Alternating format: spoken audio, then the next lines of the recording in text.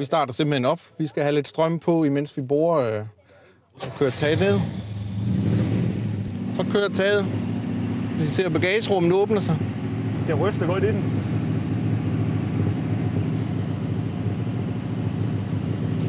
Og hvad er det, den gør? Kan du prøve at fortælle det? Hvad? Hvad er det, den gør nu? Nu kører den taget af. Den sidder fast heroppe.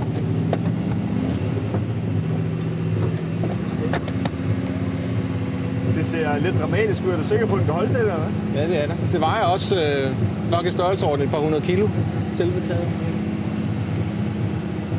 Så er der ikke så meget bagagerum, som det ser ud til. Der kan lige stå en kasse øl.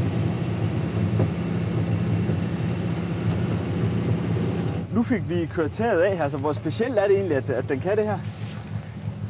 I dag er det ikke så specielt, men i 1957, da det blev lavet af Ford, så var det ret specielt. Og man stoppede også med at køre med det igen efter nogle få år, fordi der var mange tekniske problemer med det. Som I kan regne ud, så er der mange motorer og mange ting, der kan gå galt, når man har sådan et system her. Så det er ikke blevet populært før i slutningen af 90'erne, hvor det blev introduceret igen i mere almindelige biler. Men hvad giver det, der ligger og køre rundt på vejen i den her sådan sommerdag? Det er jo altid dejligt at kunne køre med taget ned. Nyde vinden i håret og få det fulde oplevelse af naturen. Men hvad er det for nogle ting, I får ud af det, altså, når I er sammen omkring de her biler? Jamen, det er jo hyggen. Nogle går til skak og hygger sig med det. Vi hygger os med at mødes og snakke om bilerne og hjælper hinanden med at renovere på dem.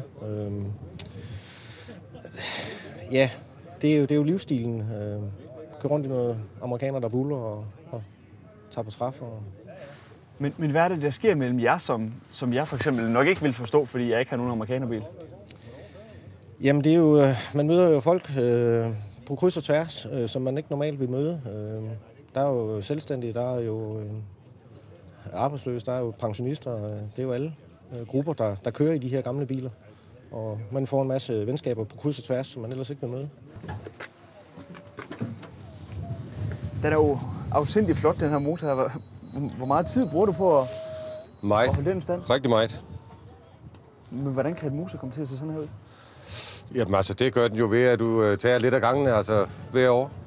Så lige pludselig ser det sådan ud. Altså, det er jo USA's Rolls Royce jo.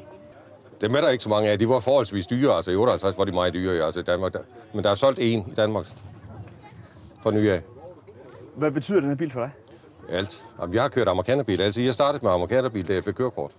Hvorfor skal det være en amerikanerbil? Hvorfor kan det ikke være en Toyota eller en Kia?